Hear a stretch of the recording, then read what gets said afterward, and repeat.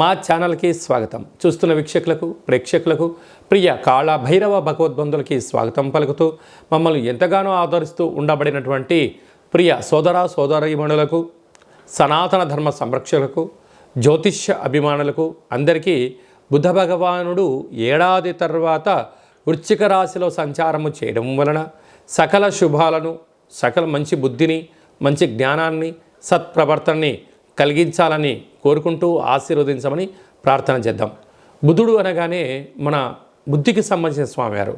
అంటే మన బుద్ధి ఎలా ఉండాలంటే కూడా నిత్యము అప్రమత్తత కలిగి ఉండడం, ధర్మబుద్ధి కలిగి ఉండడం, సిద్ధి బుద్ధి అంటారు.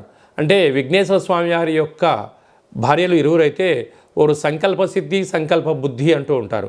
కనుక వారి యొక్క ఆశీస్సులు మనకు ఎలా మంచి బుద్ధి కలిగినప్పుడే మనిషి జీవన విధానం, సత్ప్రవర్తన, ఆరోగ్యము, నియమము, క్రమశిక్షణతో కూడిన జీవనాన్ని అందరికీ ప్రసాదించాలని కోరుకుందాం.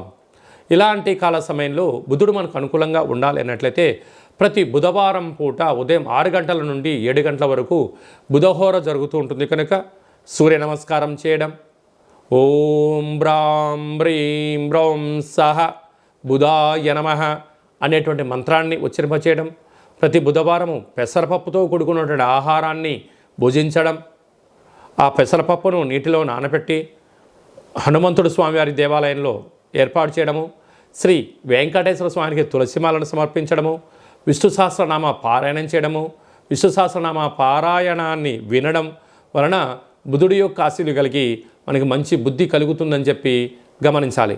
ప్రతి బుధవారం పూట నవగ్రహాల దేవాలయానికి వెళ్ళి 17 సార్లు ఓం బ్రాం బ్రీం బ్రౌం సహ బుధాయ నమః అనే మంత్రాన్ని ఉచ్చరింపచేస్తూ ప్రదక్షిణ చేయడం. అలాగా 1 కేజీ 700 గ్రాముల పెసర్లు కానీ, పెసరపప్పును కానీ పసుపు రంగు అంటే విశేషమైన ఆకుపచ్చ రంగు కలిగినటువంటి మూట కట్టి పసుపు, కుంకుమ, గంధము, అక్షంతలు కలిపి అక్కడ నవగ్రహాల దగ్గర ఉంచడము, పూజారికి దానం చేయడము, నానబెట్టినటువంటి ధాన్యాన్ని గోమాతకు ఏర్పాటు చేయడము, నదిలో వేయడం వలన మంచి బుద్ధి, మంచి జ్ఞానము మన సొంతం అవుతుందని చెప్పి గమనించాలి.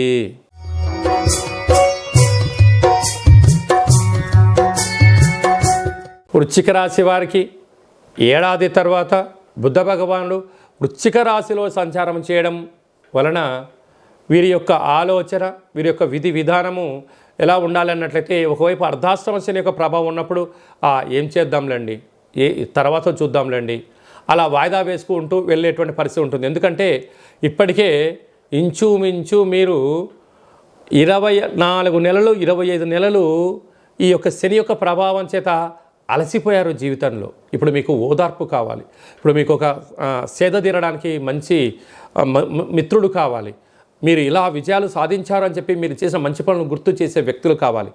అలాంటి కాల సమయంలో బుధుడు రాశిలో సంచారం చేయడం వలన, మంచి బుద్ధి వలన, మంచి స్నేహితులు ఉండడం వలన, మంచి కుటుంబం ఉండడం వలన మీరు అటు ఇటు ఏదైనా అయినా కూడా ఓదారుస్తూ ఏమీ కాదు, నువ్వు ఎన్నో విజయాలు సాధించావు, ఈ చిన్న చిన్న వాటిని నువ్వు అధిగమించగలవు అని చెప్పి ప్రోత్సాహాన్ని ఇచ్చేటువంటి వ్యక్తులు ఇప్పుడు మీకు తారసపడతారు. కనుక దాని వలన మీకు 100 బలం. ఏనుగు చేత ఆశీర్వచనం తీసుకుంటే 100 ఏనుగుల బలం మీకు ఎలా ఉంటుందో ఈ బుద్ధి బలం చేత రాబోయే కాలానికి విజయానికి స్వాగతం పలుకుతారు అని చెప్పి గమనించాలి.